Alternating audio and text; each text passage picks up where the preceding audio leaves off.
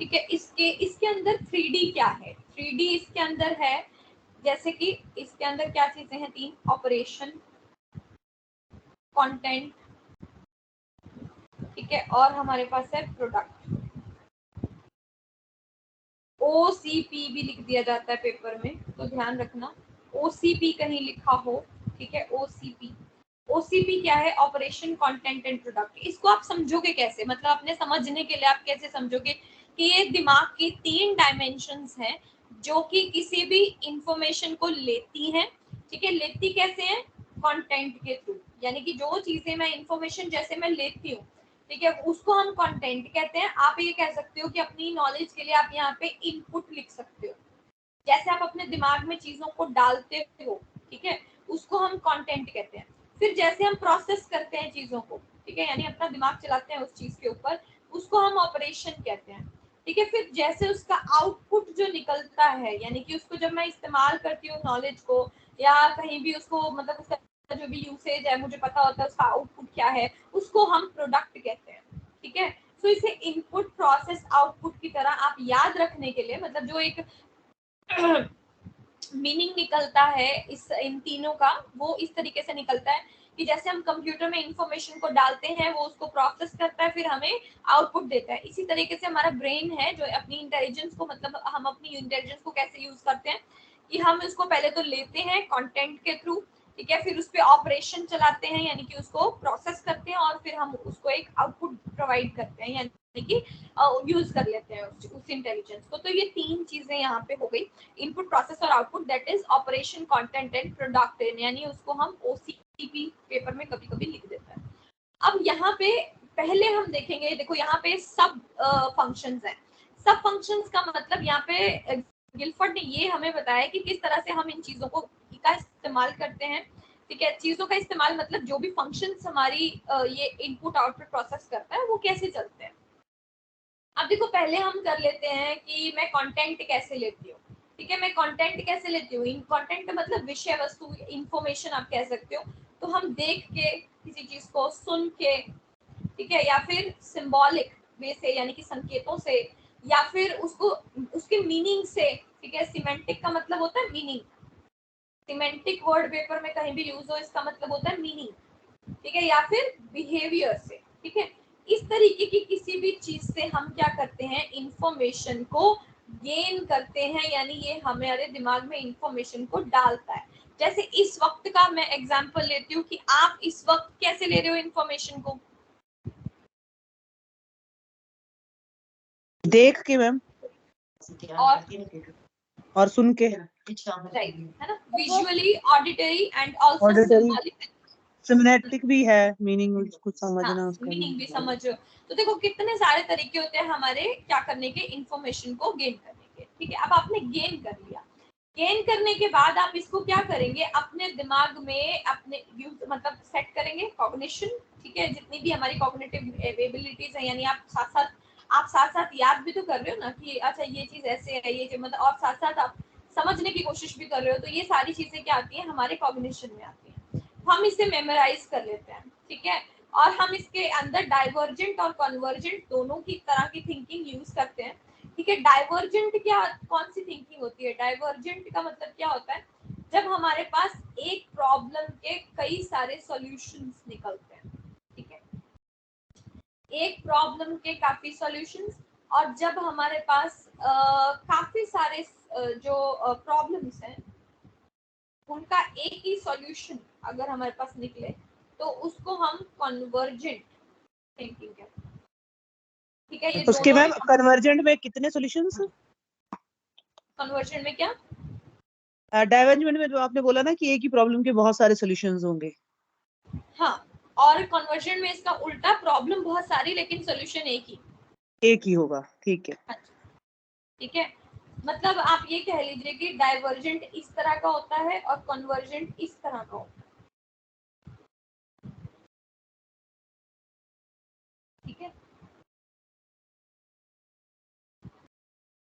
ये जो है ये कंटेंट के बाद ऑपरेशन होगा ना, हाँ बिल्कुल, लेकिन इसको बुक्स में ना ऐसा कुछ वो नहीं है, मतलब ऐसी डायमेंशन दिखाई हुई है। अब मैं जैसे कोई डायग्राम और खोलूंगी उसमें किसी और तरीके से लिखा होगा, तो ऐसा है। मतलब ये इसने 3 साइड्स दिखाई हैं, ये वाली साइड, ये वाली साइड और ये वाली साइड। ये एक 3D मॉडल है। 3D जैसे आप क्यूब देख रहे हो, इसके वैसे तो इसके 6 पार्ट्स हैं, ठीक है। 3 हमें दिख रहे हैं और 3 हमें नहीं दिख रहे हैं, ठीक है। लेकिन इसने इसके 3 पार्ट्स बताए हैं डायमेंशंस के अकॉर्डिंग, ठीक है। देन हम इसमें इवैल्यूएट भी करेंगे, ये भी हमारे ब्रेन का फंक्शन है। तो ये जितनी भी चीजें हैं, ये सारी की सारी ये कौन करेगा, हम जब इसको प्रोसेस करेंगे इंफॉर्मेशन को, ठीक है। जैसे मैंने कहा, इस वक्त आप अपनी इंफॉर्मेशन में कॉग्निशन का भी यूज कर रहे हो, यानी अपनी मेंटल एबिलिटीज का यूज कर रहे हो, प्लस आप मेमोरी का यूज कर रहे हो, ठीक है। और आप इवैल्यूएट भी करोगे कल दिन, जब मैं इस टॉपिक के ऊपर आपको क्वेश्चंस पूछूंगी, ठीक है, तब आप इवैल्यूएट भी करोगे। तो ये क्या है, ऑपरेशन। अब नेक्स्ट क्या आता है हमारे पास, प्रोडक्ट। प्रोडक्ट के अंदर क्या है, जो आउटपुट निकलती है, ठीक है। जैसे आप इस वक्त जो चीजें पढ़ रहे हो, वो आप क्या कर सकते हो उनका। देखो, यूनिट होता है कि जब हम उस चीज को इकट्ठा करके पढ़ते हैं, ठीक है। देन होता है क्लासेस, जब मैं उस चीज का वर्गीकरण यानी कि उसको क्लासिफाई करना सीख जाती हूँ, या फिर उस चीज का रिलेशन निकालती हूँ, या फिर मैं कोई सिस्टम बनाती हूँ, ठीक है, या फिर किसी तरह का ट्रांसफॉर्मेशन यानी कि इंफॉर्मेशन को एक जगह से दूसरी जगह ले जाती हूँ, या फिर मतलब आउटपुट में, या फिर मैं कोई इंफॉर्मेशन को यूज करती हूँ, ठीक है। अब ये सारी चीजें क्या आती हैं, आपकी प्रोडक्ट में आती हैं। जैसे अगर मैं गिलफोर्ड के अकॉर्डिंग लूं, ठीक है। गिलफोर्ड ने एक एग्जाम्पल दिया, कहता है मैंने एक बच्चे को, इसको समझाने के लिए कि हम कैसे ओसीबी को यूज करते हैं, कहता है मैंने एक बच्चे से एक कैलेंडर दिखाया, एक बच्चे को, ठीक है। कैलेंडर दिखा के ये पूछा कि 26 तारीख को कौन सा दिन था, ठीक है। उसने मतलब डेट देख के डे बताना है, ठीक है। तो कैलेंडर देखना है, तो उसने बोला कि 26 तारीख को कौन सा दिन था, इसमें देख के बताओ। अब आप इस एग्जाम्पल से कहते हैं क्या समझते हो कि कंटेंट कैसे देख रहा है बच्चा,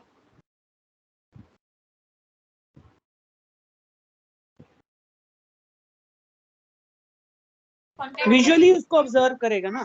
हाँ जी, विजुअली, और जो टीचर ने बोला उसको भी सुना है, ऑडिटरी सुन लिया, हाँ जी। और फिर उसमें उसका मीनिंग भी उसको क्लियर होगा कि क्या है। नहीं, मीनिंग तो नहीं है, सिंपली डेट्स एंड डेज पूछेंगे, तो वहां पे सिंबॉलिक क्या तो है, आएगा ना, सिंबॉलिक है, हाँ जी, ठीक है। सिंबॉलिक आएगा सिंबॉलिक क्या। में सिंबल्स को समझ रहा है वो, ठीक है। फिर अब ऑपरेशन क्या करेगा वो उसमें, कॉग्निशन तो लगेगा ही लगेगा, है ना, कॉग्निशन तो दिखेगा। बिल्कुल। और जैसे कन्वर्जन थिंकिंग लगेगी यहाँ पे, जैसे मतलब बहुत सारी डेट्स हैं, मतलब जैसे मैंने कहा प्रॉब्लम्स बहुत हाँ, सारी हैं, प्रॉब्लम्स बहुत सारी, लेकिन सॉल्यूशन डे तो एक ही एक ही होगा। मिलेगा, ठीक है। हाँ हाँ, यानी कि बहुत सारी प्रॉब्लम्स और एक ही सोल्यूशन सामने नजर आएगा उसको। अब बिल्कुल अगर बिल्कुल। हम देखते हैं प्रोडक्ट में, तो क्या आउटपुट निकल के आएगा, रिलेशन सिस्टम एक जगह, आउटपुट निकलेगा डे और डेट का रिलेशन, रिलेशन, हाँ समझ गए ना, बिल्कुल बिल्कुल। ठीक है। तो इस तरीके से हम कहते हैं अपनी इंटेलिजेंस का प्रयोग जो है वो हर एक एक्टिविटी में, या किसी भी जो भी मैं कर रही हूँ, सीख रही हूँ, लर्न भी कर रही हूँ, जैसे इस वक्त भी आप इसको यूज कर रहे हो। सो गिलफोर्ड की थ्योरी में ये 3 चीजें इस तरह से बताई गई यूनिट्स और क्लासेस हैं। में क्या आता है। किसमें, यूनिट्स क्लासेस और में क्लास, जैसे मान लीजिए कि अगर एक एनिमल है, ठीक है, एनिमल में कितनी क्लासेस होती हैं, कितनी सारी अच्छा वो होती हैं, आ जाएगा उसमें, हाँ। जैसे हम किसी चीज डिफरेंट को टाइप्स ऑफ डिवाइड जो कर देते हैं, क्लासिफाई, हम्म। पार्ट्स होते हैं ना जैसे हर चीज के, हाँ। ठीक है।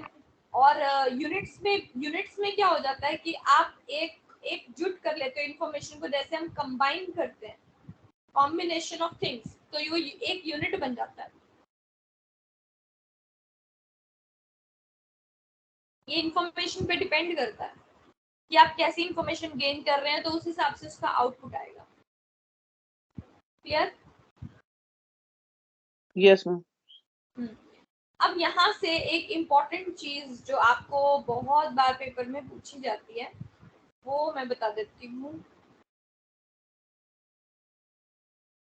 वो पूछता है कि अकॉर्डिंग टू गिलफोर्ड इंटेलिजेंस के कितने फैक्टर्स हैं, और बहुत चांसेस हैं आपको ऐसा क्वेश्चन आने के, क्योंकि आपको डायरेक्ट क्वेश्चंस आते हैं।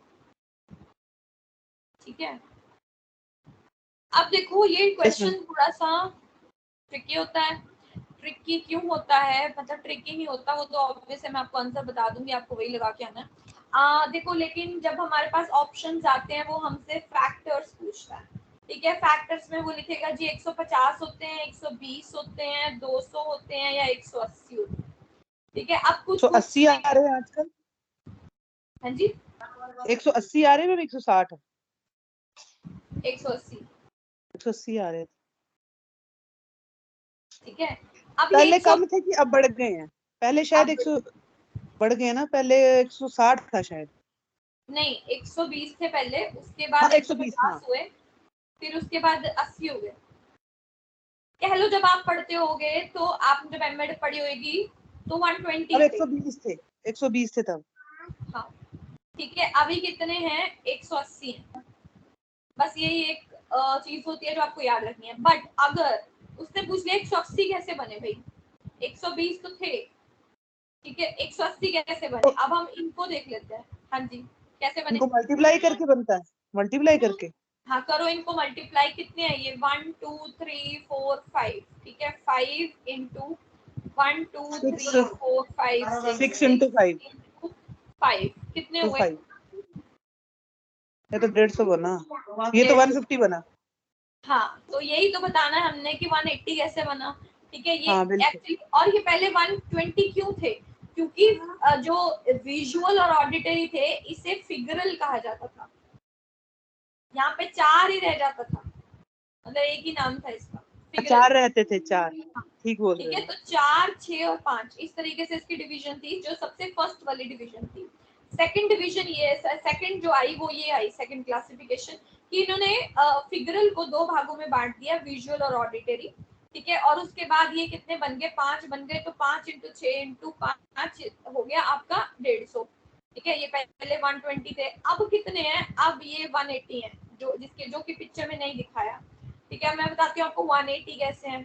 अब ये जो मेमोरी है, लेटेस्ट इसकी जो ट्रांसफॉर्मेशन है, चेंज जो है, मेमोरी को दो पार्ट्स में डिवाइड किया गया है, यानी यहाँ पे एक और आएगा, यहाँ पे दो आएंगे पॉइंट्स। ठीक है, दो पॉइंट्स क्या आते हैं यहाँ पे, एक तो जी आपका आता है मेमोरी रिकॉर्डिंग, ठीक, दूसरा आता है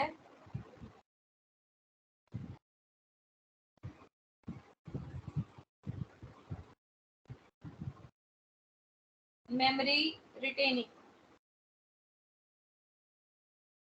ठीक है, दो भागों में बांट दिया उन्होंने मेमोरी को, कि एक तो हम रिकॉर्ड करते हैं, फिर हम मेमोरी से लेते हैं इंफॉर्मेशन को। ठीक है, सिर्फ लेते ही नहीं है, पहले तो डालते हैं इंफॉर्मेशन मेमोरी में, फिर उसके बाद उसको रिटेन करते हैं जब हमें चाहिए होती है।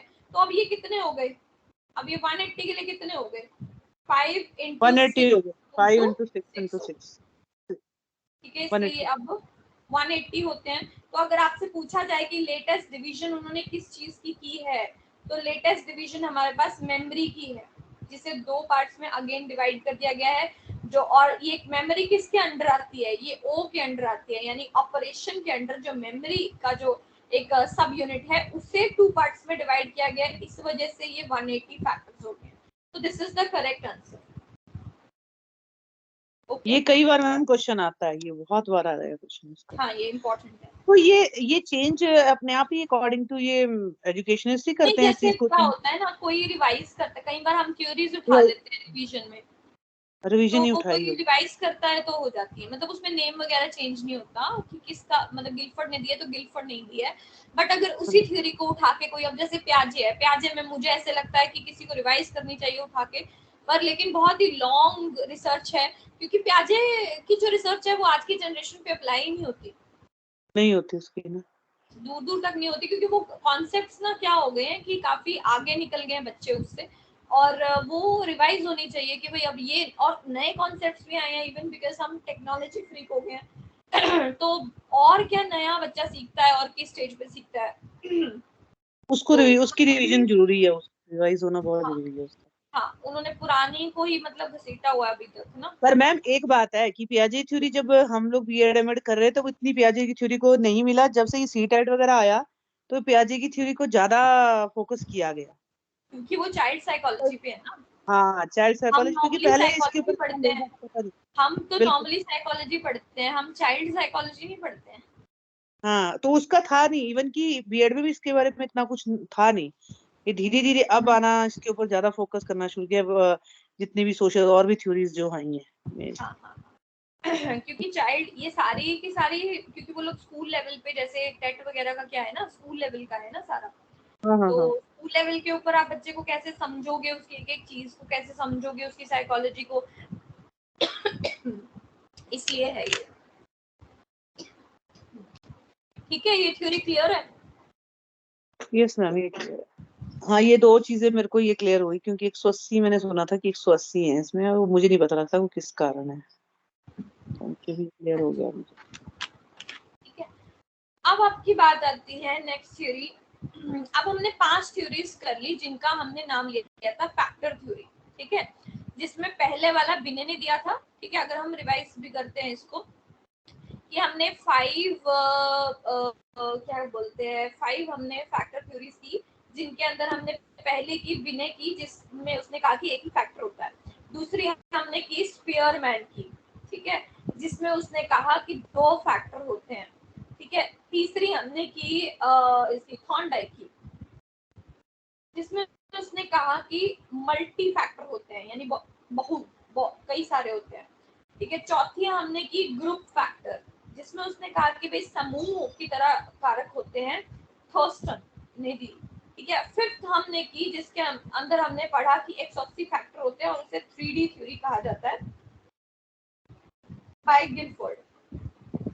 ठीक है, तो इनकी देखो आप इस तरीके से भी इनको याद करोगे, कहीं मैचिंग आ जाए अगर या कुछ आ जाए, एटलीस्ट आपको ये पता होना चाहिए कि ये सारी फैक्टर थ्योरीज हैं जिनके अंदर ये बात हुआ है कि बुद्धि के कितने कारक। क्लियर? Yes ma'am. ठीक है, तो देन आता है जी नेक्स्ट थ्योरीज। अब 3 थ्योरीज और है हमारे पास, जो कि एक तो छोटी सी है, हाँ, उनको हम कहते हैं कॉग्निटिव थ्योरीज। इसमें किसी फैक्टर की बात नहीं होगी। ठीक है, इसमें सिंपली कि हमारा माइंड जो है उसके अंदर इंटेलिजेंस कैसे रन करती है, सिंपल कॉन्सेप्ट्स हैं। तो इसके अंदर पहली जो थ्योरी है वो हम कर लेते हैं, fluid and crystallised intelligence. Factor factor कहीं नहीं आएगा। ठीक है, fluid and crystallised intelligence theory given by cattle and horn. इसमें मैं ना 2 ही पॉइंट बताऊंगी और दोनों में से क्वेश्चन आ चुके हैं। ठीक है, आसान सा है। कैटल और हॉर्न का मानना है, HORN लिखा है, कैटल और हॉर्न का क्या मानना है कि हमारी ना 2 तरह की बुद्धि होती है। एक होती है जी तरल बुद्धि, यानी फ्लूइड जिसको इसने कहा। दूसरी होती है कठोर, यानी कि क्रिस्टलाइज्ड बुद्धि। अब दोनों में डिफरेंस क्या होता है? कहता जो ये है, अब हम यहीं पे एक लाइन लगा लेते हैं क्योंकि दोनों में डिफरेंस ही बताएगा, बस उसी से हमारी एक्सप्लेन हो जाएगी ये। तो ये फ्लूइड को क्या कह रहा है? कहता पहली चीज तो आपको ये याद रखनी है दोनों के बारे में कि ये वाली जो है वो जेनेटिक होती है और ये वाली जो है वो एनवायरमेंट से आती है। ठीक है, नेक्स्ट टॉपिक आपको ना मैंने इंटेलिजेंस के बाद हेरिडिटी एंड एनवायरमेंट ही कराना है, याद रखना, और मैं पूछूंगी तो मुझे बता देना, मैं भूल जाती हूँ। हेरिडिटी और एनवायरमेंट पढ़ना है। ठीक है, देखो ये कहता है कि जो तरल वाली बुद्धि है वो तो क्या होती है कि अगली आगे से आगे जनरेशन में जाती रहती है, जेनेटिक चली जाती है। ठीक है, और जो क्रिस्टलाइज्ड है वो हमारी अपनी होती है। हमारी अपनी का मतलब एक बैकग्राउंड होगा जिसमें मेरे मम्मी डैडी जो है वो पले बड़े, उन्होंने स्कूलिंग की, उनकी स्कूलिंग डिफरेंट थी, उनका एनवायरनमेंट डिफरेंट था, उनको अलग तरीके की चीजें मिली है ना, स्कूल में फैसिलिटीज, घर में फैसिलिटीज मुझे अलग तरीके की मिली, ठीक है, वो थोड़ा एडवांस लेवल हो गया कह लीजिए। और प्लस स्कूल भी आजकल जैसे एडवांस हो गए हैं, आगे जो जनरेशन आएगी उनको अलग तरीके का, उनका क्रिस्टलाइज्ड इंटेलिजेंस अलग होगी, हमसे डिफरेंट होगी, ठीक है। तो ये सारी चीजें क्या है उस इंसान की या खुद से होती है। अब ये दो सोर्सेस से आती है, मेन इसके दो सोर्सेस माने जाते हैं यहाँ पे, ठीक है। एक तो एजुकेशन, दूसरा कल्चर। क्योंकि मेन हमारी जो एनवायरनमेंट है, एनवायरनमेंट के अंदर दो ही चीजें बच्चे के लिए ज्यादा कवर अप करती हैं उसको, एक उसको जो भी जितनी भी एजुकेशन वो लेता है, दूसरा जो भी उसकी कल्चरल चीजें होती हैं, जैसे कि घर में जो भी एनवायरनमेंट जहाँ भी वो रह रहा है, चाहे फॉरेन में रह रहा है, यहाँ रह रहा है, जो भी सराउंडिंग उसको मिल रही है, जैसा कल्चर उसको मिल रहा है, क्या खाना पीना है, क्या उठना बैठना है, किसके साथ है, क्या चीजें हैं, ये सारी चीजें किस में आ जाती हैं, कल्चर में आ जाती हैं। सो मेजॉरिटी तौर पे क्रिस्टलाइज्ड इंटेलिजेंस जो है वो एजुकेशन और कल्चर दोनों से ही मिलती है। लेकिन जो फ्लूइड इंटेलिजेंस है वो सिर्फ और सिर्फ जेनेटिकली आती है, यानी कि पहले ही तय हो जाता है कि भाई बच्चे का आईक्यू क्या होगा, या मतलब उन्होंने ऐसा बोला नहीं है, बट उन्होंने बोला ये जेनेटिक होती है। सेकेंड डिफरेंस क्या रहता है कि जो फ्लूइड इंटेलिजेंस है वो क्या होती है, it completely develops till adolescence, ठीक है। ये किशोर अवस्था तक पूरी तरह से विकसित हो जाती है, यानी कि बढ़ जाती है, ऐसा नहीं कि खत्म हो जाती है, या ऐसा भी नहीं कहना कि वहां जाके रुक जाती है। सही लाइन क्या है कि पूरी डेवलप हो जाती है। जैसे बिल्कुल बस इसका एग्जांपल ये ले लो, जैसे हमारी हाइट होती है जो कि 18, 19, 20, 21 के आसपास आके पूरी तरह से डेवलप हो जाती है, उसके बाद उसका कुछ नहीं हो सकता, ठीक है। यानी कि उसके बाद उसको हम बढ़ा नहीं सकते, उसके बाद उसको, क्योंकि उसका डेवलपमेंट सिस्टम ही उतना है, ठीक है। तो जो फ्लूइड इंटेलिजेंस होती है वो टीन एज तक आते आते कंप्लीटली डेवलप हो जाती है। लेकिन जो क्रिस्टलाइज्ड इंटेलिजेंस है वो लाइफ लॉन्ग चलती है, लाइफ लॉन्ग, क्योंकि हम एजुकेशन आज तक भी हम सीख रहे हैं नई नई चीजें, ठीक है। आज तक भी हम अपने कल्चर से भी सीख रहे हैं, एजुकेशन से भी सीख रहे हैं, so this is life long. Clear? Yes ma'am. क्या बोल रहे हो? Yes ma'am, yes ma'am. Okay, इसमें से जो क्वेश्चन आया है सिंपल सा क्वेश्चन था।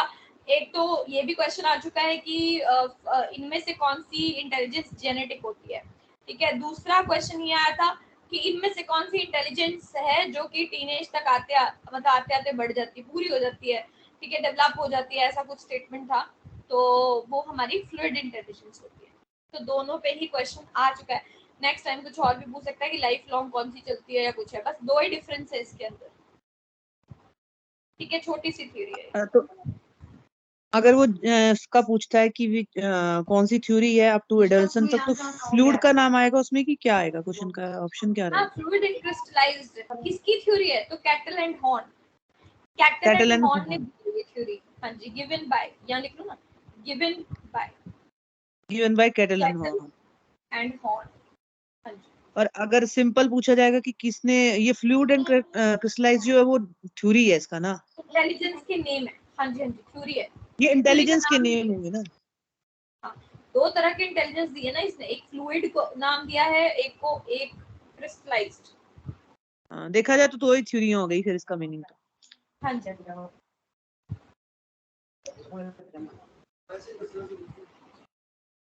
ठीक है। फ्लूइड है और एक क्रिस्टलाइज्ड है इंटेलिजेंस, ये नाम है इसके, थ्योरी का नाम ही ये है, fluid and crystallised intelligence. Clear है?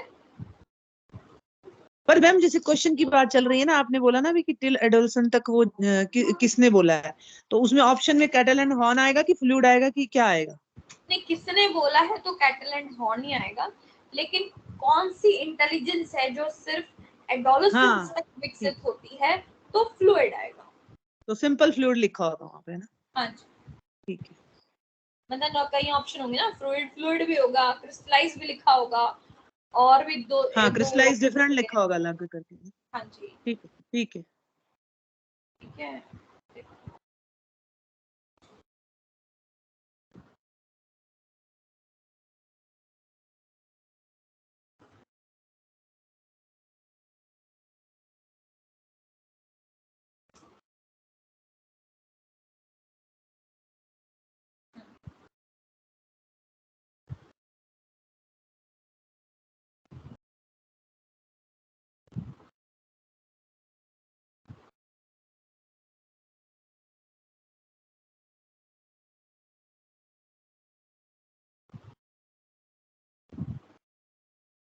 इधर इन्होंने एग्जांपल दिए हैं सिर्फ फ्लूइड और क्रिस्टलाइज्ड का, और कुछ नहीं दिया।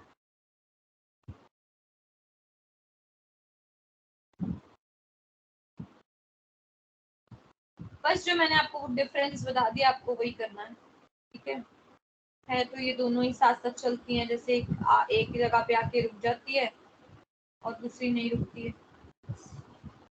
जैसे इसमें एडोलेसेंस तक आते आते जो फ्लूइड इस ग्राफ में जैसे दिखाया है, जो फ्लूइड है रेड वाली, वो यहाँ तक आते आते देखो पूरी डेवलप हो गई। ठीक है, इन्होंने तो फिर भी 30 इयर्स दिए हैं, यहाँ 20 इयर्स के आसपास ही ढलनी शुरू हो जाती है वैसे तो ये एडोलेसेंस तक कंप्लीटली डेवलप हो जाती है, बस उसके बाद हम इसका ज्यादा कुछ नहीं कर सकते, ये ढलनी शुरू हो जाती है जेनेटिक।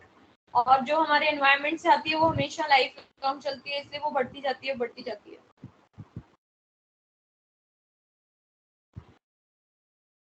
ठीक है,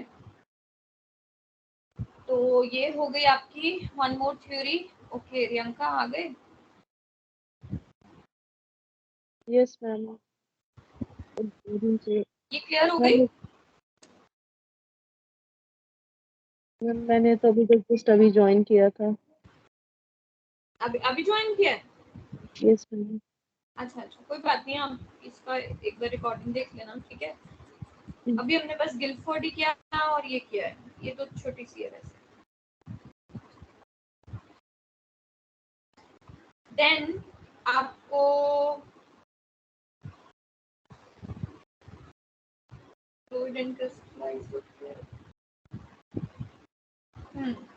स्टोनबर्ग की थ्योरी होती है। ठीक है, स्टोनबर्ग का तो मैं नाम ही भूल जाती हूँ। स्टोनबर्ग की थ्योरी है जी ट्रायआर्किक थ्योरी ऑफ इंटेलिजेंस। ट्रायआर्किक, त्रिआयामी, त्रितंत्र। ठीक है, एक हमने 3D की थी, अब ये ट्रायआर्किक है, ये भी 3 से रिलेटेड है। ट्रायआर्किक थ्योरी ऑफ इंटेलिजेंस, स्टोनबर्ग ने दी है। ये भी हम इमेज से कर लेंगे क्योंकि इसमें से वैसे तो इतने क्वेश्चन आते नहीं हैं,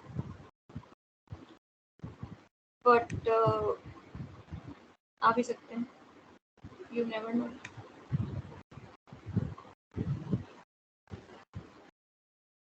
अब देखो, स्टोनबर्ग ने, पहली चीज तो नाम ही याद रखना है आपको कि स्टोनबर्ग ने हमें थ्योरी दी है। थ्योरी का नाम क्या है? ट्रायआर्किक थ्योरी ऑफ इंटेलिजेंस। ट्रायआर्क का मतलब क्या है? जिसमें तीन, त्रितंत्र मतलब 3 अलग अलग इंटेलिजेंस है। ठीक है, यहाँ पे फैक्टर नहीं कहना, मैं बार बार बताती हूँ जब भी मैं ये थ्योरीज करवाती हूँ कि फैक्टर कहना बंद कर देना है 5 थ्योरीज के बाद। अब ये थ्योरी भी किस में आती है? कॉग्निटिव थ्योरीज में आती है। इसमें आप अगर देख रहे हो, देखो यहाँ पे कि इन्होंने 3 अलग अलग इंटेलिजेंस बताई हैं कि इंटेलिजेंस 3 तरह की होती है। एक हमारी होती है जी एनालिटिकल। ठीक है, एनालिटिकल विश्लेषणात्मक जिसको हम कहते हैं, जिसका दूसरा नाम कॉम्पोनेंशियल भी है। ये आपको इसके दूसरे नाम जरूर याद करके जाने हैं भाई। ठीक है, मतलब इसको मेनली तो हम इसको कॉम्पोनेंशियल, एक्सपीरियंशियल और कॉन्टेक्चुअल कहते हैं। ठीक है, लेकिन इसके 3 जो अदर नाम है वो आपको याद करके जाने हैं। ठीक है, कई बार वो सीधा पूछा था कि क्रिएटिव वाली कौन सी है, तो आप सोचोगे भी क्रिएटिव तो मैंने पढ़ी नहीं स्टोनबर्ग में। ठीक है, लेकिन इसके अदर नेम भी आपको याद होने चाहिए। सो कॉम्पोनेंशियल का मतलब क्या है? जिसके अंदर हम कंपोनेंट्स क्या होते हैं? जैसे किसी चीज के घटक, किसी चीज के एलिमेंट्स, जैसे हम तत्व कहते हैं। ठीक है, अब कंपोनेंशियल पहला होता है। दूसरा क्या है? एक्सपीरियंशियल। मैं बताती हूँ क्या होता है, एक्सप्लेन करती हूँ अभी। एक्सपीरियंशियल जो चीजें आप अपने अनुभव से सीखते हैं। तीसरा होता है कि जब आप उसको अप्लाई करते हैं तब भी आप बहुत सारी चीजें सीखते हैं। जैसे आपने मान लो प्याजे की थ्योरी पढ़ तो ली, ठीक है, प्याज पढ़ लिया पूरा का पूरा, लेकिन उसको जब आप उस कॉन्टेक्स्ट में प्रैक्टिकली अप्लाई करेंगे ना, तो आप उसको और ज्यादा डेप्थ में जान पाएंगे। ठीक है, तो ये क्या चीज है कि हम तीनों ही चीजों से क्या सीखते हैं, मतलब इंटेलिजेंस लेते हैं, मतलब हमारी इंटेलिजेंस तीनों चीजों से बढ़ती है, और तीन तरीके की अलग अलग इंटेलिजेंस होती है। ये भी हमारी इंटेलिजेंस होती है कि जो मैंने पढ़ा है उसको मैंने यूज कैसे करना है practically. So this is also kind of intelligence. तो यहाँ पे वो तीन तरीके की बात कर रहा है। अब क्वेश्चन, सबसे सिंपल क्वेश्चन जो एक से दो बार मैं कई एग्जाम्स में देख चुकी हूँ, इनमें से कौन सा एक जो इंटेलिजेंस है वो स्टर्नबर्ग ने नहीं दिया। ठीक है, सिंपलेस्ट क्वेश्चन है, लेकिन वहां ऑप्शन क्या आता है, एक्सपेरिमेंटल, ये लिखा होता है चौथा ऑप्शन। ठीक है, अब बच्चा कंफ्यूज होता है एक्सपीरियंशियल और एक्सपेरिमेंटल में। तो आपको याद रखना है कि एक्सपेरिमेंटल नहीं है, एक्सपीरियंशियल है। ठीक है, अनुभव वाला है। तो ये तीन तरीके के इंटेलिजेंस हमें उसने दिए। अब देखो इसमें ना मैं आपको एग्जाम्पल लेके बताती हूँ कि क्या चीजें हम करते हैं इसके अंदर। इसके भी फर्दर क्या होते हैं, तीन तरीके के अलग अलग इसके अंदर स्टेजेस होती हैं। फर्स्ट हमारी होती है जी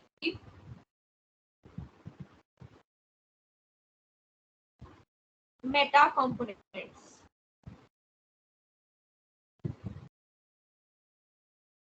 दूसरी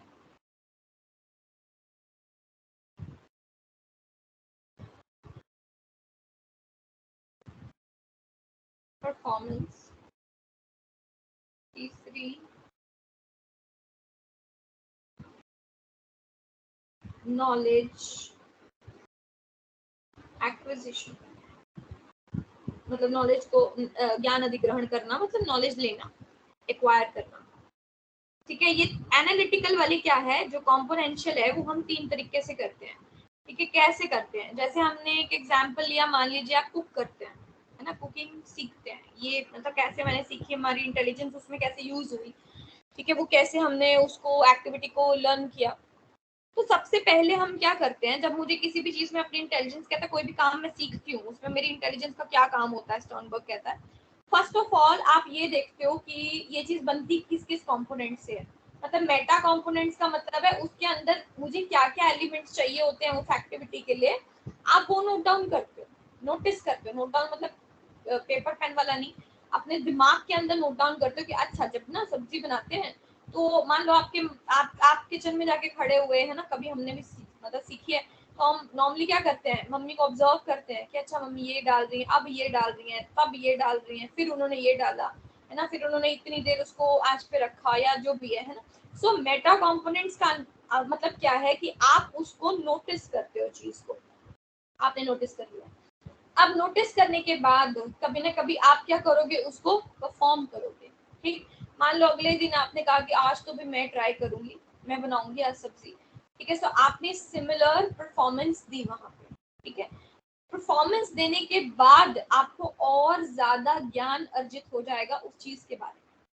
समझ रहे हो, जैसे वहां तो सिर्फ आपने देखा था ना, तो देखने के बाद जब आप परफॉर्म करोगे तो आपको ज्यादा नॉलेज एक्वायर होगी। अब आपको प्रॉपर पता लग जाएगा, जब आप एक दिन अकेले खुद से सब्जी बना लोगे ना, मतलब जब हमने बना ली थी, चलो ये तो एक बेसिक सी चीज है सब्जी बनाना, बट अदरवाइज कोई भी स्किल है, अगर मैं खुद से अकेले उसको कर लेती हूँ, ठीक है, तो जैसे जिस दिन मैं फर्स्ट टाइम खुद ड्राइव करके लेके गई थी, तो मुझे इतना कॉन्फिडेंस आया था कि हाँ अच्छा मैं भी ड्राइव कर सकती हूँ।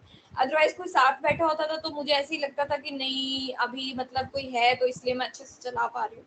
सो knowledge acquire, proper knowledge acquire हो जाती है जब हम उसको परफॉर्म कर डालते हैं। ठीक, तो ये हमारा कौन सा लेवल, कौन सी वाली वो है इंटेलिजेंस, कॉम्पोनेंशियल इंटेलिजेंस। ये क्लियर है, कॉम्पोनेंशियल क्लियर है। यस। ठीक है, आगे अभी और कंबाइन होगी ना तो और ज्यादा क्लियर होगी आपको। ठीक है, इसमें जैसे इन्होंने एग्जांपल दिया कि हम अपनी प्रायर नॉलेज को यूज करते हैं, बिल्कुल करते हैं, जो हमने यहाँ पे नोटिस किया उसको हम नॉलेज को एक्वायर कर लेते हैं, उसको परफॉर्म कर डालते हैं। ठीक है, तो हम अपनी जजमेंट भी बना लेते हैं कि अच्छा ये चीज ऐसे होनी चाहिए, इवेलुएट कर लेते हैं, एक तरीके के निचोड़ पे पहुंच जाते हैं कि ये चीज ना ऐसे होती है, और प्रॉब्लम को सॉल्व कर जाते हैं, solving problems, learning new information. तो ये सारी चीजें नॉलेज एक्विजिशन तक आके हमें मिल जाती है। देन आता है जी हमारा अपना एक्सपीरियंस एक्सपीरियंस अब हम उसके अंदर ऐड करते हैं। ठीक है, जैसे मान लो सब्जी की बात हो रही थी, तो पहले तो आपने सेम बनाई थी जैसी मम्मी बना रही थी, लेकिन अब आपको सब्जी बनानी आ गई, तो आप उसके अंदर क्या करते हो, यूनिक सिचुएशंस का मतलब क्या है, नॉवल का मतलब क्या होता है, नया, ठीक है, नवीन जिसको हम कहते हैं, तो नई चीजें आप करते हो, फिर आप ऑटोमेशन में आ जाते हो। मतलब जैसे जैसे हम किसी चीज को अपने अनुभव के द्वारा बदलने की कोशिश करते हैं, उसमें थोड़ा थोड़ा बदलाव लाते हैं कि मम्मी ना ऐसे डालती है इसके अंदर ये चीज, मैं ऐसे डाल के देखती हूँ, ठीक है, मैं ऐसे करके करके करती हूँ, मैं इसको उबाल के करके देखती हूँ। तो ये जो क्या है कि आप उसके अंदर अपने अकॉर्डिंग, अपने एक्सपीरियंसेस के अकॉर्डिंग आप उसमें फेर बदल करने की कोशिश करते हो, या फिर उसे एक नई सिचुएशन देने की, एक मतलब नया रूप देने की कोशिश करते हो, और आप उसमें ऑटोमेशन में आ जाते हो। ऑटोमेशन मतलब अब मुझे कोई भी कहेगा कि सब्जी बना दो, मैं फटाफट बना दूंगी, है ना। So apply learned material to novel situation, मतलब मैं कहीं भी किसी भी नई सिचुएशन में भी हूँ, मैं उस चीज को कर सकती हूँ, कहने का मतलब। ठीक है, ये आपकी हो गई एक्सपीरियंशियल, मैं क्रिएट कर सकती हूँ खुद से। ठीक, देन तीसरा क्या हो गया, अब आप क्या करते हो, अब देखो नई सिचुएशन के भी उन्होंने आगे कहता है प्रैक्टिकली। जैसे मान लीजिए आपने खाना बनाना सीख लिया, ठीक है, अपना एक्सपीरियंस भी हो गया, अब आप आ गए अपने इन लॉज के यहाँ, ठीक है। अब कहता है कि दो तरीके से हम एनवायरनमेंट में अडेप्ट करते हैं। हमने उस दिन कहा था ना, एडजस्टमेंट टू एनवायरनमेंट क्या होती है, इंटेलिजेंस ही होती है, जब हम अपने वातावरण में क्या कर लेते हैं, एडजस्ट कर लेते हैं। लेकिन उन्होंने बोला कि एडजस्टमेंट के दो तरीके होते हैं यहाँ पे। ठीक, दो तरीके कौन से होते हैं, एक होता है जी शेपिंग, और एक होता है जी सिलेक्शन।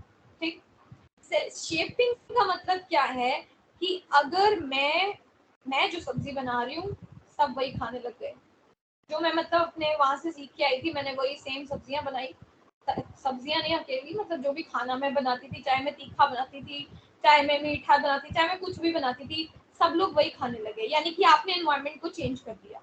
एक तरीका तो ये। दूसरा तरीका, सेलेक्ट न्यू एनवायरनमेंट, यानी कि आप खुद एनवायरनमेंट के अकॉर्डिंग चेंज हो गए। कहने का मतलब, जाते ही उन्होंने एक दिन आपके हाथ का खाना खाया, तो उन्होंने बोला देखो हम कम मिर्ची खाते हैं, या हम ऐसा नहीं ऐसा खाते हैं, हम तो जी उबला हुआ खाते हैं, या वट एवर, है ना। उस एनवायरनमेंट के अकॉर्डिंग अगर मैं बनाने लग जाऊंगी, तो वो क्या होगा, वो सिलेक्शन होगा। यानी जब आप ढल जाओगे एनवायरनमेंट के अकॉर्डिंग, तो वो सिलेक्शन है। अगर आप एनवायरनमेंट को अपने अकॉर्डिंग ढाल लोगे, ठीक है, तो वो शेपिंग। क्लियर?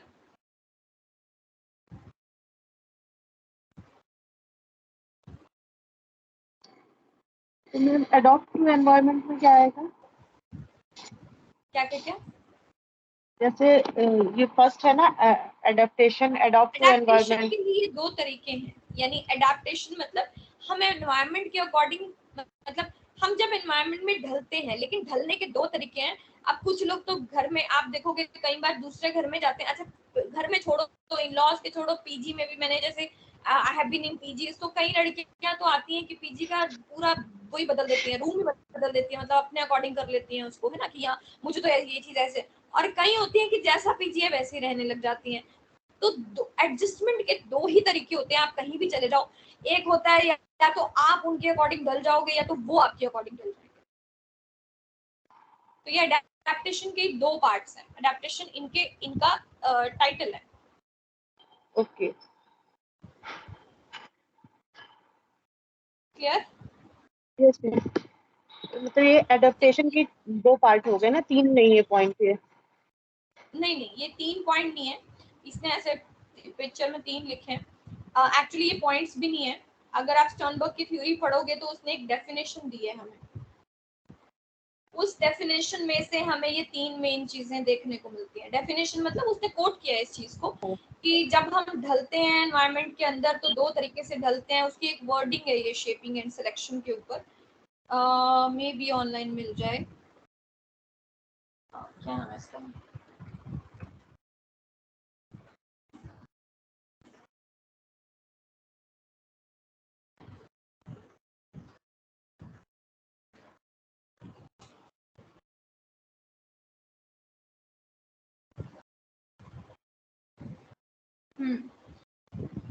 देखो इसने क्या कहा है कि Sternberg's definition of human intelligence is mental activity directed towards purposive adaptation. ठीक है, कहता है हमारा जो दिमाग है ना वो हम अडेप्ट करता है, यानी कि जैसा भी इन्वायरमेंट होता है पर्पसिव डायरेक्शन में, ठीक है। और कैसे करता है?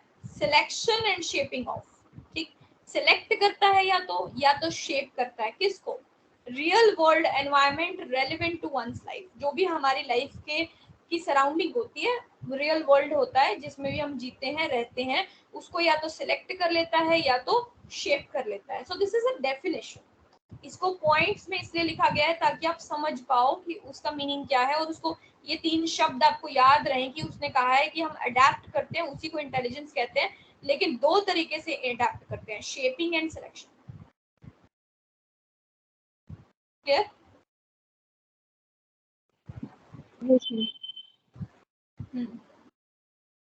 ठीक है, तो ये हमारी हुई स्टर्नबर्ग की थ्योरी, और जिसमें से आपको नाम तो मैंने बता दिया, मोस्टली इसके क्वेश्चन नेम्स पे आए हैं कि आपका मतलब सीक्वेंस भी पूछ सकता है, कौन सा एक नहीं है भी पूछ सकता है, अदर नेम के नाम से भी पूछ सकता है, तो ये चीजें आपको याद रखनी है। और हाँ, ये तो पॉइंट्स नहीं है, जैसे मैंने दिखा दिया आपको, ये लाइन है जिसके हमने पॉइंट्स बना रखे हैं, मतलब ये तो देखो मैंने नेट से उठाई है, उसने भी बना रखे हैं। हर जगह आपको लर्न करने के लिए अडेप्टेशन, शेपिंग और सिलेक्शन इस तरीके से लिखा जाता है। तो अदरवाइज ये जो 3 है ये प्रॉपर स्टर्नबर्ग ने ही दिए हैं, ठीक है। अंडर जो मैंने इसके अंडर आपको जो पॉइंट्स बोले कि मेटा कंपोनेंट्स, परफॉर्मेंस और नॉलेज एक्विजिशन, ये तीनों उसने दिए हैं खुद ने।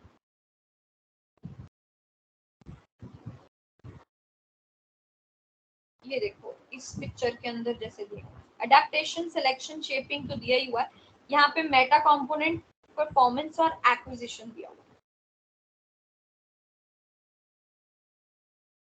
यहाँ पे भी है, ठीक है। ये आपको इस तरीके से याद करना है, ये वाले तो पॉइंट्स ही हैं मेरे कहने का मतलब समझ में आ गया ना इसका कॉन्सेप्चुअली। ऐसा तो नहीं है कि कुछ रट लिया आपने, रटना भी है लेकिन समझना भी है। सब्जी वाला एग्जाम्पल अच्छा दिया है मैम। अच्छा ठीक है, तो मतलब समझ में आ गया ना, याद रहेगा सब्जी वाला एग्जाम्पल। ऐसे एग्जाम्पल से ना जल्दी दिमाग में थोड़ा बहुत रहता है, नहीं जैसे भूल जाता है सब कुछ। एक्चुअली ये बहुत ही ना ऐसी थियरी है कि मुझे खुद इसको जब मैं पहले पढ़ती थी ना, मुझे समझ नहीं आता था मैं बच्चे को कैसे समझाऊं कि ये क्या कह रहा है, क्योंकि बुक में आप पढ़ लेते हो, आपको तो पता लग गया कि उसने क्या बोला, बट मुझे नहीं समझ में आता था कि मैं कैसे इसको समझाऊं। फिर मैंने सोचा चलो कुछ नॉर्मल सा रिलेट करते हैं, मोस्टली इसको जैसे ड्राइविंग से भी रिलेट कर सकते हो, आप किसी भी स्किल से रिलेट कर सकते हो, क्योंकि वर्ड्स इसके ना बड़े टिपिकल हैं, वो लर्न, वो रट्टे मारने वाली बात है कि वो तो फिर हाँ हाँ, फिर वो ऐसे नहीं रटने का मतलब है आप भूल जाओगे वहां जाके, भूल जाएंगे लेकिन उसे। एग्जाम्पल से नहीं भूलो, ठीक है। अब लास्ट हमारी एक रह गई, करवा दूं या कल करवाऊं? 7 हो गई ना, होगी, एक रह गई। गार्डनर की करवा देती हूँ। 9 इंटेलिजेंसेस हैं, मल्टीपल इंटेलिजेंस बाय गार्डनर,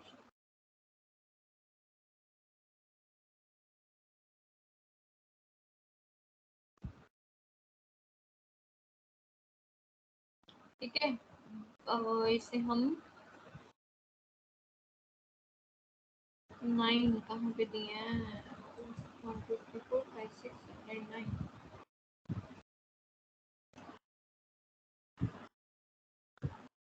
नहीं दी इसमें।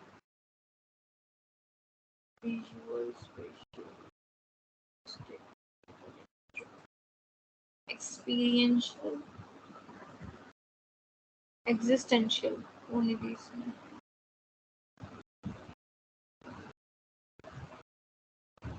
सब में 8 ही दी हुई है।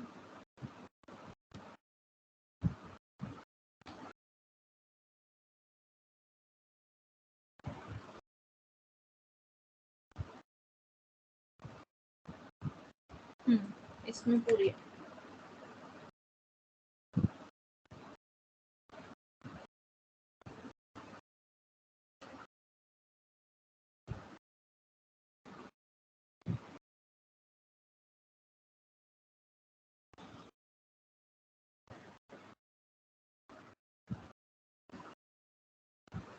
हाँ जी, एक तो आपने क्या याद रखना है कि गार्डनर का ना एक कॉन्सेप्ट है और आज की डेट में ये काफी बार क्वेश्चन आता है इसमें से, one of the famous theories है। और जैसे हम कह लीजिए ग्रोथ एंड डेवलपमेंट में अगर हम प्याजे की बात करते हैं, उसी तरीके से हम जब इंटेलिजेंस की बात करते हैं तो गार्डनर का नाम लिया जाता है। ठीक है, क्योंकि गार्डनर ने क्या कहा है, जैसे आप यहाँ पे ब्रेन की पिक्चर देख रहे हो, this is very much useful for parents also to understand, है ना, कि कैसे इंटेलिजेंस बच्चे की काम करती है। क्योंकि हम एक बच्चे को क्या कहते हैं, तुझे डॉक्टर ही बनना है ना, तो वो क्या है, क्या पता उसमें वो चीज, उस चीज की इंटेलिजेंस इतनी हाईलाइटेड हो ही ना उसके ब्रेन में, ठीक है, कि वो मेडिकली चीजों को समझ पाए, लेकिन हम उसे जबरदस्ती उस सिचुएशन के अंदर डालते हैं। सो ये बहुत ज्यादा प्रोफेशन से रिलेट करती है। और आजकल आपको पता है कि करियर काउंसलिंग का कितना ज्यादा ट्रेंड है, जिसकी वजह से ये जो थ्योरी है इसे काफी हाईलाइट भी किया जा रहा है, प्लस ताकि टीचर और पेरेंट दोनों समझें कि एक बच्चे की जो इंटेलिजेंस है या एक इंसान की जो इंटेलिजेंस है वो कई डिपार्टमेंट्स में फॉल करती हैं, और जरूरी नहीं है कि जिसमें मैं अच्छी हूँ उसी में ही आप अच्छे हो या उसी में ही सारे अच्छे हैं। ठीक है, सो गार्डनर क्या कहता है कि हमारे ब्रेन, दो ब्रेन होते हैं, एक लेफ्ट ब्रेन और दूसरा राइट ब्रेन, है ना, ये तो आप सबको पता है कि हमारे दो ब्रेन्स होते हैं, एक लेफ्ट ब्रेन होता है और एक राइट ब्रेन होता है। तो हमारी कुछ इंटेलिजेंसेस होती हैं जो राइट ब्रेन में फॉल करती हैं और कुछ होती हैं जो लेफ्ट ब्रेन में फॉल करती हैं। जैसे मोस्टली ऐसा कह देते हैं कि जब हम सर्वेस करते हैं तो जो फीमेल्स हैं वो उनका राइट ब्रेन ज्यादा डोमिनेटिंग होता है, क्योंकि वो इमोशनल बहुत होती हैं। ठीक है, जैसे मतलब इमोशंस या फीलिंग्स ऐसी चीजें राइट ब्रेन में ज्यादा होती है, और जो लेफ्ट ब्रेन है वो काफी लॉजिकल होता है, जो कि मेन में ज्यादा डोमिनेट करता है, मेजोरिटी तौर पे, ना कि सब में। ठीक है, क्योंकि वो बहुत ही लॉजिकल बात करेंगे, या वो कह लो बस उनको लॉजिक चाहिए, उनको इमोशन इमोशन कुछ नहीं चाहिए, मतलब उनको समझ में नहीं आती वो उतना डेप्थ में बात, जितना कि एक राइट ब्रेन वाले को समझ में आएगी, या फिर वो बस जैसे कैलकुलेशंस में, इन सब चीजों में बहुत ही लॉजिकल चीजों में इंटरेस्ट रखते हैं।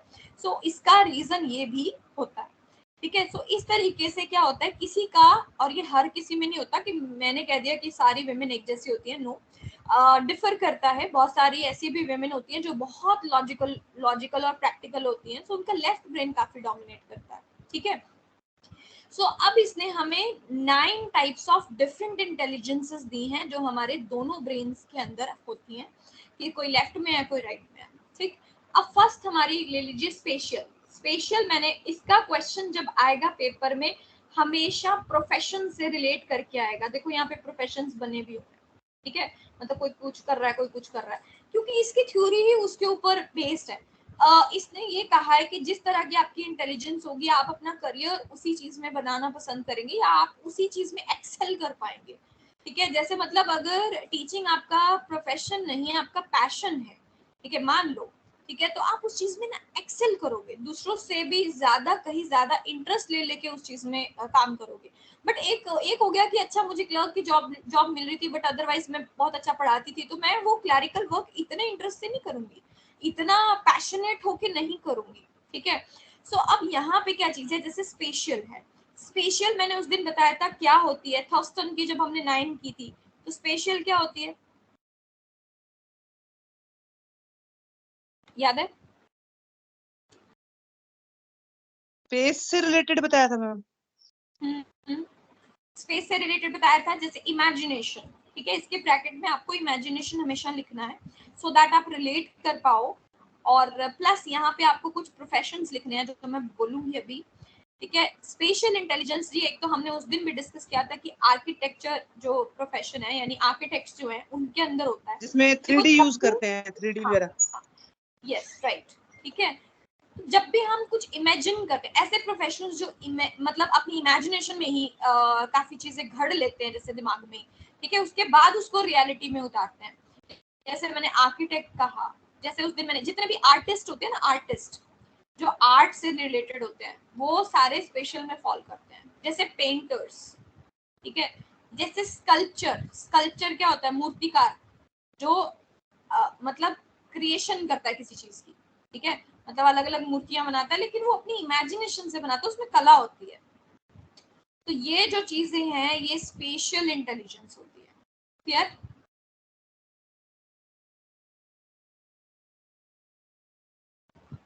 स्पेशल समझ में आई? Yes ma'am. यस है ना? मैम। देन नेक्स्ट आती है जी आपकी नेचुरलिस्टिक।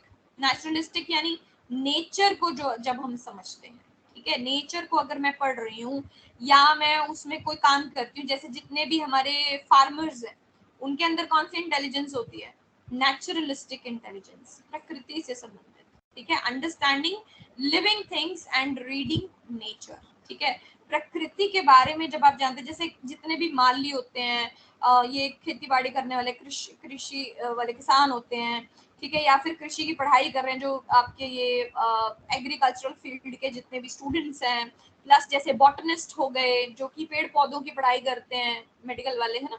तो ये सारी चीजें क्या है, ये रियंका आपका आपका भी है ना, बॉटनी का है आपका?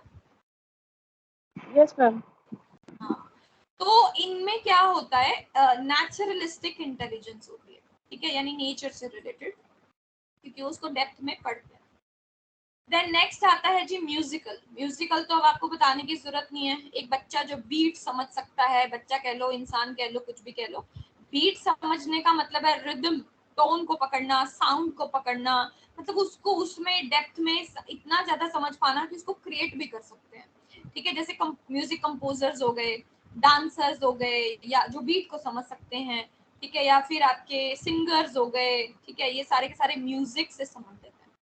फिर आ जाता है जी लॉजिकल मैथमेटिकल, ठीक है, इसमें ना दो आती हैं।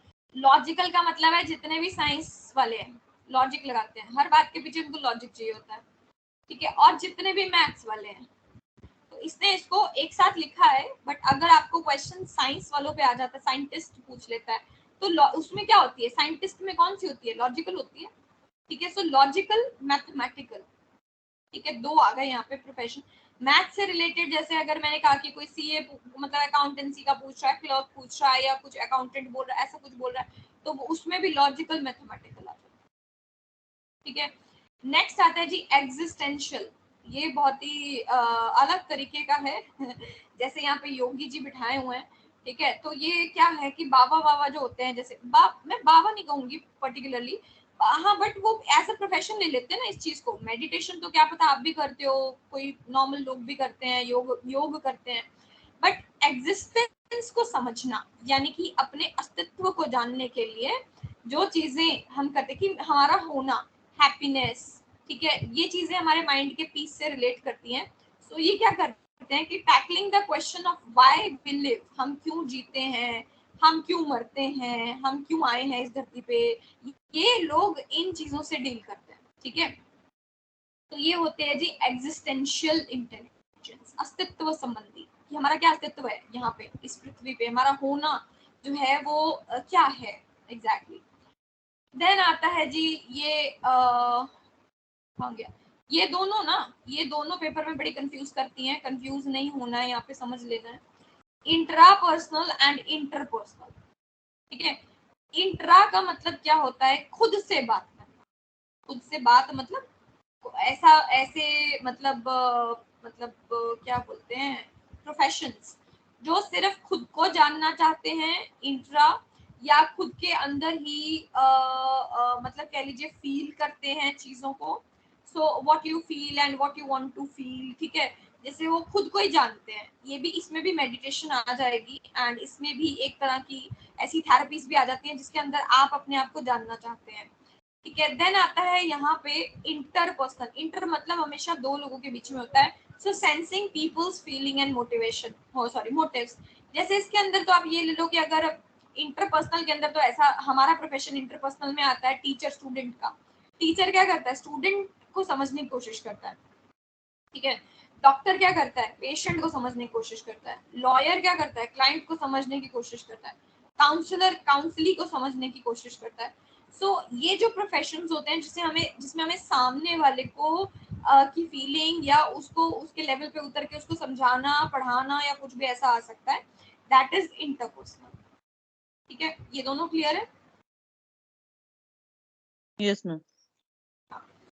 नेक्स्ट आता है जी बॉडीली काइनेस्थेटिक। इसको ध्यान से सुनना, इसमें दो चीजें आ रही हैं यहाँ पे।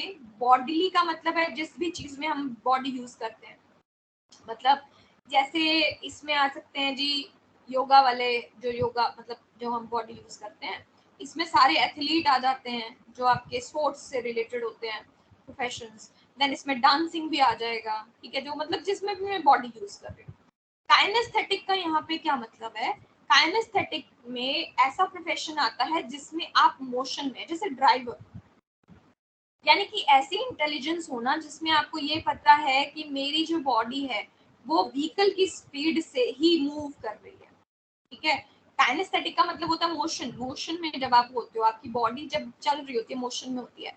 सिमिलरली इसमें पायलट भी आ सकता है, लेकिन एक चीज और याद रखना, पायलट यहाँ भी आ सकता है स्पेशल में, ठीक है। स्पेशल में भी पायलट आ सकता है, क्योंकि स्पेस में प्लेन को चलाना, वहां पे कोई किसी तरह की सड़क नहीं होती है, वो लोग सिर्फ नेविगेशन के थ्रू चला रहे होते हैं उसको, ठीक है। सो दैट मीन्स वो भी इमेजिनेशन, वहां पे उनकी इमेजिनेशन काम करेगी, इतने डिग्री पे जाके, इतने एंगल पे जाके हमें यहाँ से टर्न लेना है, ठीक है। So somewhere they are also working on spatial intelligence. Even drivers भी ये करते हैं, ठीक है। जैसे आप लोग ड्राइव करते हो तो पहले ही जजमेंट लगा लेते हो ना कि व्हीकल निकलेगा कि नहीं निकलेगा, हम ऐसा ही करते हैं ना, या मार के थोड़ी देखते हैं कि निकलेगा कि नहीं निकलेगा, है ना। तो हम पहले ही जजमेंट लगा लेते हैं कि अच्छा जगह कम है तो हम ब्रेक लगा लेते हैं कि चलो उसको निकलने तो फिर निकलूंगी। है स्पेस, अगर आपको दूर से ही पता लग जाता है स्पेस, तो वो दूर से पता लगने का क्या मतलब है, आप एक आइडिया लगाते हैं, स्पेस में ही आप एक आइडिया लगाते हैं।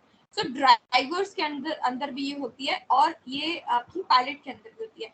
लेकिन एक बार ऐसा नेट में क्वेश्चन आया था जिसमें उन्होंने ये ऑप्शन ही नहीं दिया था स्पेशल, ठीक है। उन्होंने ये ऑप्शन दिया ही नहीं, उन्होंने अदर 4 ऑप्शन दिए थे जिनमें से bodily kinesthetic was the answer. अब वो क्यों था? क्योंकि उसमें जो उन्हें क्वेश्चन ऐसा था कि एक प्लेन इतनी स्पीड से उड़ रहा है, उसके अंदर एक पायलट बैठा है, पता नहीं ऐसे कुछ करके था। तो वो स्पीड से क्या पूछना चाह रहा था, वो मोशन के बारे में पूछना चाह रहा था कि इतनी स्पीड से जब प्लेन दौड़ रहा है तो उसके अंदर जो पायलट है या जो जो भी बैठा है उसको ये पता है कि मेरी बॉडी भी उतनी ही स्पीड से मूव कर रही है, ठीक है। So that is the kinesthetic intelligence, ठीक है। लास्ट हमारी आती है जी लिंग्विस्टिक, जो हमने उसके अंदर वर्बल इंटेलिजेंस पढ़ी थी, वो यहाँ पे लिंग्विस्टिक बन गई, नाम ही बदला है बस, ये वैसे सेम ही है, ठीक है। इसको भाषाई बुद्धि बोलते हैं। भाषाई मतलब जैसे हमने वर्बल में कहा था कि शब्दों से संबंधित जितनी भी बुद्धि है हमारी, मतलब शब्दों से मतलब लिसनिंग, स्पीकिंग, रीडिंग, राइटिंग, यहाँ भी हम सेम ही बात कहेंगे, ठीक है, कि find the right words to express what you mean, यानी कि अपने आप को बयां करने के लिए जो सही शब्द है। अच्छा, इसमें कैसे प्रोफेशन आ जाते हैं, जैसे टीचिंग का हम लिंग्विस्टिक इंटेलिजेंस यूज करते हैं, है ना। जैसे नेता लोग जो होते हैं, पॉलिटिशियंस, जैसे आपके ये पोइट्स, ठीक है, पोइट्स भी जरूर लिख लेना। जैसे आपके लिरिसिस्ट जो गाने लिखते हैं, ठीक है। तो सही शब्दों का चयन करना, हम बहुत सारे प्रोफेशंस में सही शब्दों का चयन करके उनको लीड करते हैं। क्लियर?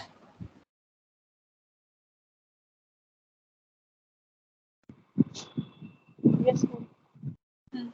क्वेश्चन 2 तरीके से आएगा इसमें से, या तो इसका थर्स्टन से कंपैरिजन आएगा, जैसे बच्चे वहां जाके ये भूल जाते हैं कि उसमें हमने पढ़ा था इंडक्टिव डिडक्टिव, पढ़ा था ना, इसमें हम पढ़ रहे हैं इंट्रापर्सनल और इंटरपर्सनल, कंफ्यूज नहीं होना वहां पे जाके, ठीक है। इंट्रा और इंटर आते हैं इसके अंदर, गार्डनर के अंदर, और इंडक्टिव और डिडक्टिव आती है वहां पे थॉर्स्टन की थ्योरी के अंदर, ठीक है। तो कई बार, क्योंकि वो तो सारे ऑप्शन डाल देगा ना, वो ऐसे ऐसे इसमें से थोड़ी डालेगा, वो तो उसमें से भी डालेगा ऑप्शंस। और जैसे मैंने कहा था कि स्पेशियल वहां पे भी है और स्पेशियल यहाँ पे भी है, ठीक है। लिंग्विस्टिक को वहां पे वर्बल बोल दिया गया, दैट्स इट, बाकी सारी डिफरेंट। क्लियर? Yes ma'am. आज तो आप पक गए होगे, बहुत लंबी क्लास होगी।